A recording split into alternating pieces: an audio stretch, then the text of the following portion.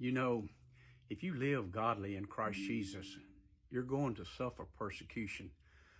Over the years, I've had so many people call me names, threaten me, want to beat me up, spit on me, hit me.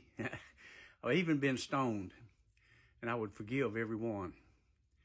Some of them, if they started calling one of God's favorite sons, namely me, names or false prophet or false teacher or whatever their names they come up with, if I don't pray for them, something bad happens. And I've seen that happen on several occasions. There was a lady years ago, her dad had died and abused her when she was little. When she got older, she never got over it. And so I was ministering to her, trying to lead her to Christ, and she couldn't even say the name Jesus. And I said, you need to forgive your daddy, after I kind of heard her story. And she said, I can't forgive him. I said, you must. She said, but he's dead. It doesn't make any difference. I said, oh, yes, it does. It makes a difference for you. So I said, won't you say, I forgive you, Dad? He can hear you. And she said, really? I said, yeah, but the main thing is once you say it and you really forgive him from your heart, your life's fixing to change. So she said, all right, I forgive you, Dad. And immediately she said, oh, Jesus saved me. Just like that. Forgiveness releases you to become a child of God. Forgiveness releases you to walk in peace. Forgiveness releases you to walk in sound judgment and joy in your life. My father-in-law said, when he came over to my house one day, 20 years after I married his daughter, and I said, look, I just want you to know something. I ran away with your daughter years ago without your permission, and I made a mistake, and I didn't ask you to bless our marriage. He said, well, I didn't know.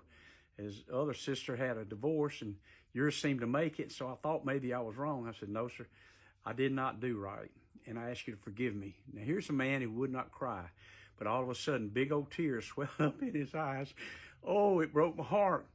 But it wound up, after I asked him to forgive me, he forgave me, and we become like a father's son from that point on. It was really great. 20 years. And I'm looking back, there's no time limit for asking forgiveness. When I go to bed at night, I make sure I forgive everybody that's offended me, called me names. I wake up in the morning, I'm peaceful, restful. Just want you to know, God is still at work on people out there, and it's never too late to say, if you call somebody a name, call them up on the phone or text them or whatever, say, look, I'm so sorry I did that.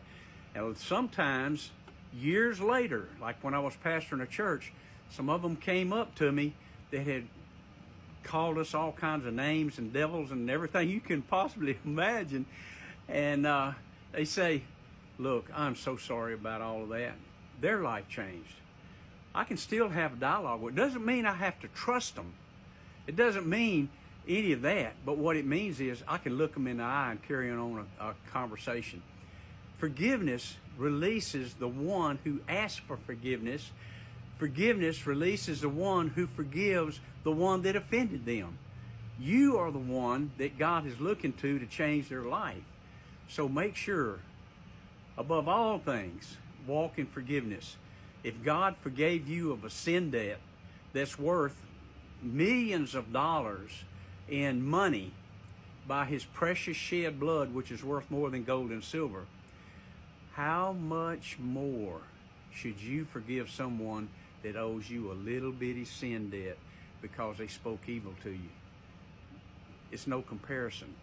So if you forgive them, God will forgive you.